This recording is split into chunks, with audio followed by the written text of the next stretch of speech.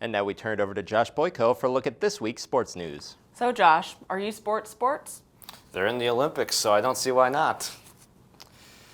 The MSUM Rugby Club season has been a smashing success. However, it did not come easy on or off the field. Reporter Nick Tabbitt went to one of their practices to learn about the challenges this season brought them. The MSUM Rugby Club is back outside after having a successful season, but not without some obstacles along the way.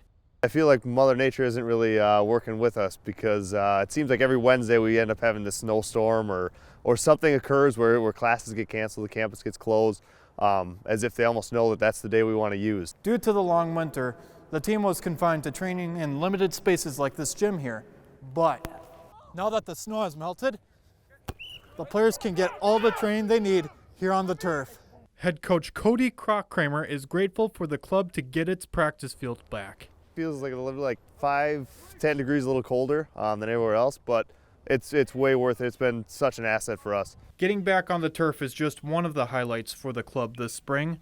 In March, they traveled to Nashville, Tennessee to compete in a 90-team tournament, a memory team captain Charlie Becker soon won't forget. There were at least 10 rugby games going on throughout the entire day, starting probably at 8 or 9 in the morning all the way until 6 or 7. MSUM clawed and kicked their way to the championship match versus Notre Dame.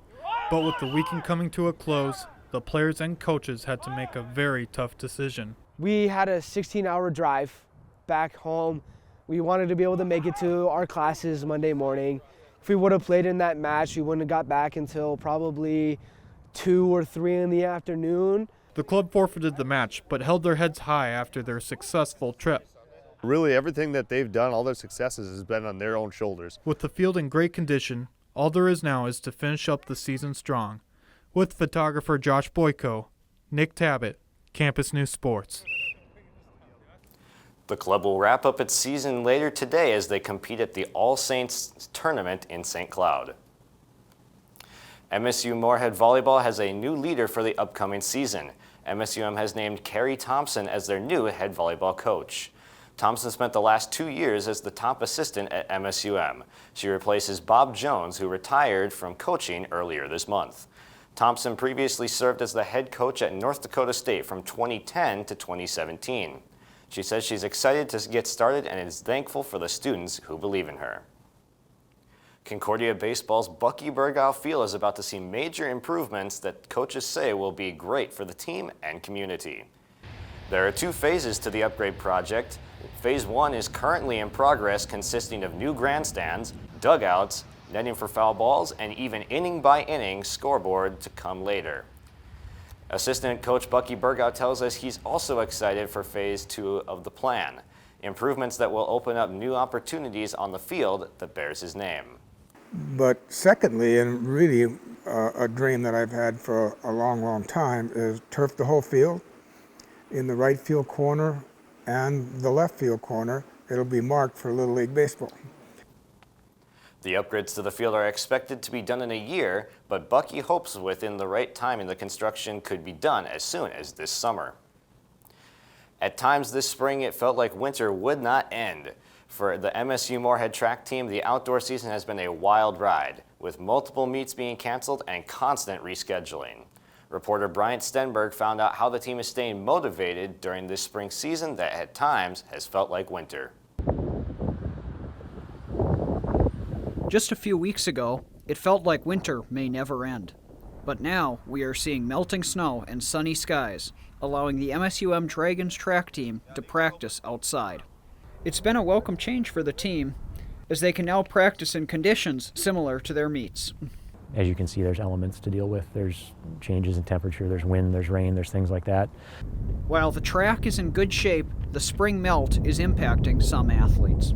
Even like here on our own track, we're so fortunate to have it cleared, except for like right here, our high jump area has just a mound of snow on it. So can't really do anything with that. While early April winter storms aren't surprising in the Midwest, some athletes say this is the worst winter they have ever seen. It does suck because there's just not as many opportunities as you might like, or as many opportunities as some other Division II schools get down south. We're getting to late April, and it's super inconsistent. And with the great unknown of when the team will compete next, staying motivated can be a challenge. I look to my teammates and kind of look at them and just want to run as fast as I can for them. For one athlete, this season is filled with emotions. So it's just a real bummer that I'm kind of missing out on a lot of my final track season ever. Despite the winter weather, the team says they are happy to be back outside enjoying the spring weather. It is, not on 7 layers and hats and gloves and With photographer Josh Boyko, Bryant Stenberg, Campus News Sports. The Dragons have had 2 meets canceled so far this season due to weather. MSU Moorhead embraced the winter weather struggles and raised more than $13,000 for Special Olympics Minnesota. Over 100 people took the plunge on a cold and rainy day outside Nemzik Hall. Instead of jumping into a frozen lake, participants jumped into a mobile plunge unit similar to a pool. Multiple MSUM Dragon teams took part in the plunge. The volleyball team raised more than $3,300, leading all teams.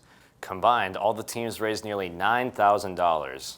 And guys, it's crazy that we're still here doing polar plunges here in April. At least we got to help out a great cause. Thanks, Josh.